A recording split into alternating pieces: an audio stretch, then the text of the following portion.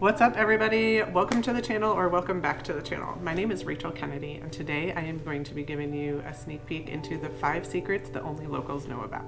So before we get started, I want to let you know that I am a licensed broker in the state of Colorado. So as much as I love putting this content together for you to help you make your move out here, I would love even more to help you with those real estate needs. So please feel free to hit me up on that number or email popping up on your screen below. And let's not waste any time. Let's get started.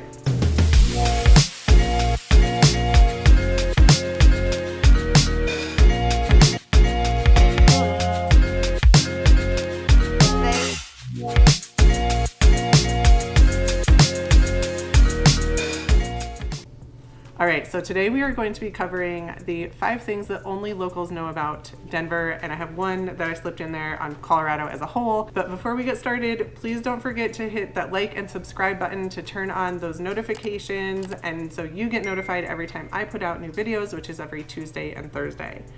So without further ado, let's get started on that list. So our number one thing that only locals know about is the Wizard's Chest. This is new at 5. As parents, as kids, we have all spent a good amount of time at Toys R Us stores, and now, hard to believe, I think, those stores may be shutting down for good. And while it has been struggling, we found a Denver toy store that's been around more than 3 decades. Denver 7's Mark Stewart with his story of survival. As we have seen with Toys R Us, the toy industry can be tumultuous with the need to balance tradition with new trends. From shields to stuffed animals, superheroes to board games, the Wizard's Chest has prevailed as Toys R Us prepares to shut down. This store has been here for 37 years. Yes. How have you survived? We serve a need in the community. Manager Matt Greer will tell you the store isn't just a shop, it's a community center, hosting citywide events like a Halloween parade. Some of the vendors here are local. The interior design comes from Colorado artists, all ways to create loyalty. I feel like we find things frequently here that you can't really find on Amazon even. And beyond that, I want to support local stores because this is my community. Now, this is a store that used to be in Cherry Creek and has now moved to South Broadway to a bigger location.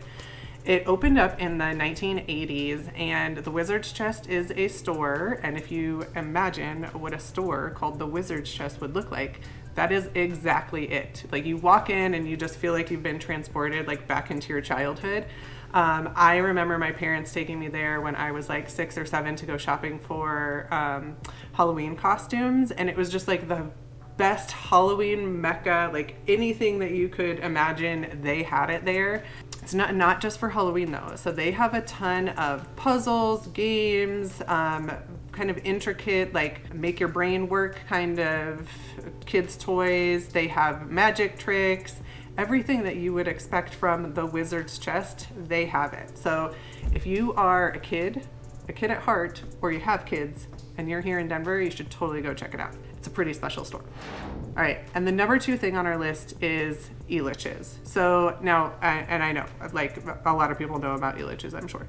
But what I'm going to tell you is that Elitch's is our biggest amusement park here in Denver. It started back, I don't know, a long time ago, before me. Elitch's used to be up in the Highlands, before the Highlands was the Highlands, right off of 38th Avenue and Tennyson. You can still see the old gazebo from the like beautiful garden grounds that they used to have. And then at some point, I think in the early 2000s, maybe 90s, Elitch's moved from the Highlands neighborhood down into where it is now, just outside of downtown Denver. It's right next to Ball Arena, which is where the Nuggets play, the Avalanche play. It's one of our big sporting event venues. So big news is that Elitch's is actually moving to a different part of town. They're moving over by Dick's Sporting Goods Park, which is owned by the Kroenke family. Kroenke family owns Dick's Sporting Goods Park. They are moving, I think they own Elitch's as well, actually. So they are moving Elitch's up to a more vast area. It's going to, right now it's all like just plain fields, like farmland, old farmland. So that's where Elitch's is going to be moving to. So it's coming out of the city into the farmland, and where Elitch's currently sits is going to be a huge, huge redevelopment. Elitch Gardens opened this past weekend without a big construction site next door. We don't know how many more years that will happen. because there's a massive development project that's planned for the land right next to Elitch's, and eventually for Elitch's itself. Remember all the talk about that River Mile project when it was announced in 2018? Developers called it an urban waterfront district in 62 acres along the South Platte. Be high-rise condos, restaurants, retail, schools, entertainment, they say affordable housing as well. The long-term plan calls for the relocation of Elitch's itself. Whole thing was supposed to start construction late last year. Obviously that didn't happen. Denver's planning department told us today the project is still on. It's in the permit phase. Work to prepare the river and the site next to it is expected to begin later this year. Building construction would come after that. The developer, Revesco Properties, has not applied for any construction permits yet. All of that would still just be phase one of the project, and that's in the Elitch Gardens parking lots. The relocation of the amusement park itself is in a later stage, so we're likely talking years into the future. So this is pretty big news because Elitch's takes up a really big piece of land that is very, very valuable, and it sits right next to the Platte River. So the plans anticipate creating kind of like a river walk like you would see in San Antonio. I'm trying to think of other cities that have nice river walks, but San Antonio is going to be our best comparison to what we expect to see down there. So that means lots of new businesses, lots of new housing, lots of new ambiotic kind of situation happening down there. So something to keep an eye on, especially if you're making your move here to Denver. Know that that is an anticipated development, whether you want to buy in it, buy near it, or avoid it altogether. All right, number 3 on our list is one of my favorites, and it's Casa Bonita. So if you watch South Park, you're probably very familiar with Casa Bonita because they did an episode on Casa Bonita. Outside, we can see our beloved, iconic Casa Bonita with a pinker paint. But on the inside, where the Mexican fiesta-themed universe once thrived, images show areas gutted, empty, and hollow like a sad sopapilla.